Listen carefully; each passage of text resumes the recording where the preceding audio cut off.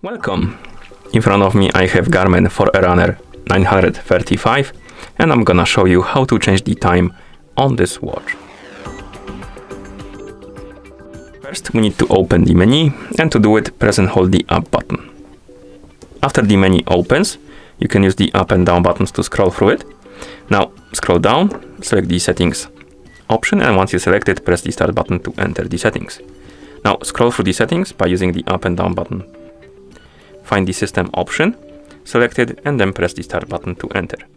Here scroll down, select the time option, and press the start button to enter. Now scroll down, select the set time option, and if it's set to auto, you need to press the start button, select the manual, and press the start button. And then you can scroll down, select the time option, press the start button, and here we can change the time. You can use the up and down buttons to change the hour.